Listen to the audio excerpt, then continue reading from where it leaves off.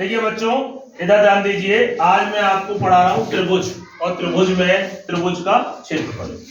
त्रिभुज क्या है आप अच्छी तरीके से जानते हो। तीन भुजाओं से बंद आकृति को त्रिभुज कहते हैं, और उस तीन भुजाओं के अंदर जो भी क्षेत्र घिरता है उसे हम उस त्रिभुज का क्षेत्रफल कहते हैं। जैसे देखिए यहाँ पे ये त्रिभुज है, एक भुजा, दो भुजा, तीन भुजा, तो ये क्या हो गया? त्रिभुज। इसे क्या कहेंगे? चारों तरफ से बंद, और इसके जो अंदर का ये है, इसे हम इस त्रिभुज का क्षेत्रफल कहेंगे। और आज हम इस त्रिभुज के क्षेत्रफल से संबंधित एक व्यवहारिक ज्ञान जानने का कोशिश करते हैं। त्रिभुज का क्षेत्रफल निकालने का सूत्र है क्षेत्रफल बराबर 1/2 आधार गुणा।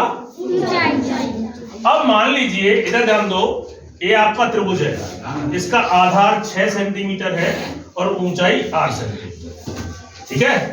तो इसका जो भी क्षेत्रफल है, मान लो इस क्षेत्रफल की आकृति का कोई भी जमीन का टुकड़ा मैं बेच रहा हूं, ठीक है ना, और मान लो इस टुकड़े की कीमत में 1 लाख रुपया ले रहा हूं। कितनी? 1 लाख। ऐसा मेरा एक खेत है, यहाँ पे खेत में सेंटीमीटर की जगह आप मीटर मान लो, या और भी बड़ी इकाई मान सकते हो।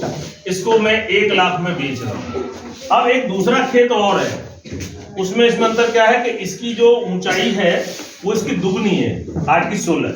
इसका आधार 6 है, तो इसका कितना है? 12। तो इस त्रिभुज का जो क्षेत्रफल है वो हम निकालेंगे। लेकिन मुझे ये बताइए, जब मैं इसका 1 लाख रुपया मांग रहा हूं तो इसका मुझे कितने रुपए मांगने चाहिए, जब इसकी ऊंचाई दुगनी है और आधार भी दुगना है? कितनी मांगनी चाहिए? 2 लाख।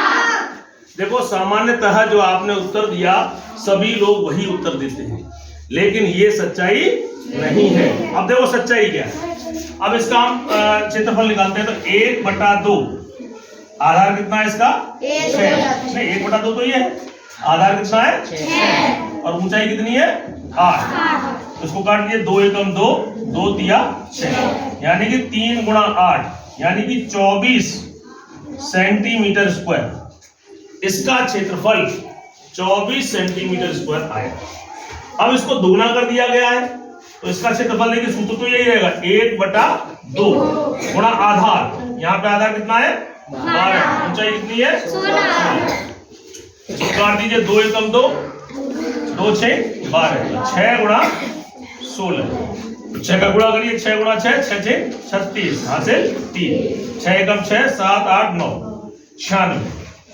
अब देखिए यहाँ पे 24 सेंटीमीटर और यहाँ पे आया 96 सेंटीमीटर स्क्वायर।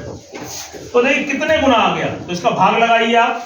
96 में 24 का भाग लगाते हैं, 6 से काट लेते हैं, 6 चौक 24, 6 एकम 6 और 3 बच गए, 6 6 36, 4 एकम 4, 4 चौक।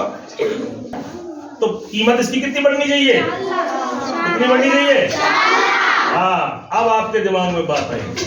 अब देखो, तुम गणित नहीं जानते होते तो तुम्हारे साथ धोखा हो जाता कि नहीं हो जाता? यानी कि क्षेत्रफल में किसी भी आकृति की विमाएं दुगनी करने पर उसके क्षेत्रफल में चौगुने का मतलब चौगुना हो जाता है, उसका क्षेत्रफल चौगुना हो जाता है, तो उसकी कीमत भी चौगुनी हो जाएगी। समझ में आया?